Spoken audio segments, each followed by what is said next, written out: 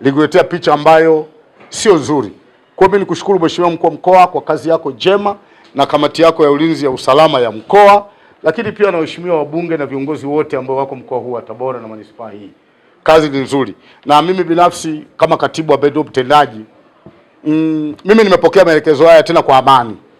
Na toka jana nilipokea barua kutoka kwa Fande OCD ya kuzuia mkutano, tulisambaza makanisani, maana ndio wajibu wangu. Kama mamlaka imeamua hilo jambo, maana katikati kuna ukakasi. Na kweli mimi niseme tu hizi alama, hata ndio maana hata Askofu Shali yani ni issue nyingine, hatukuelewa chochote. Nafikiri wanasema ni kutoka Texas, Marekani au Chicago, if I'm not wrong, Chicago.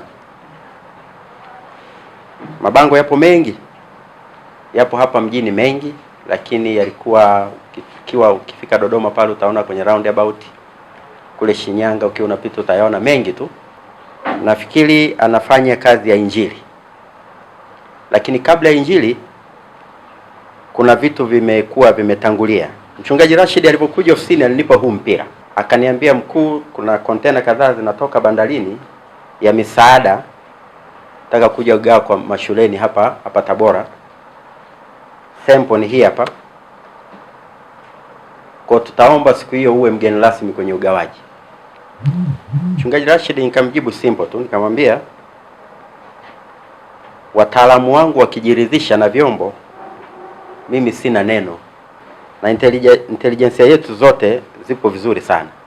Wakawa na doubt ya rangi, alama zilizopo kwenye huu mpira, lakini na rangi zilizopo kwenye peperushi hivi. Lakini baadaye kwa sababu vyombo vinaendelea kufanyia kazi, wakasema hili jambo si jema. Rangi hizo na alama zilizopo zinaoanisha na alama ambazo sio za kimaadili katika nchi yetu. Kwa hatuwezi kukubaliana nao. Kwa hatua tulioichukua ni kusitisha mkutano wa huyo mwinjilishaji.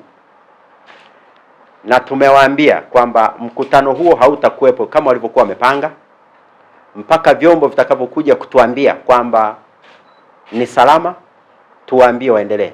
Lakini kwa sasa tumeufunga na tumecancel kibali hicho. Tumewaelekeza mabango yote hapa mjini waliokuwa wameyabandika wayatoe leo. Tusikute bango mjini hapa. Wametuambia wapo zaidi ya 10 au 20 hapa mjini. Waondoke leo, wasilale katika mji huu.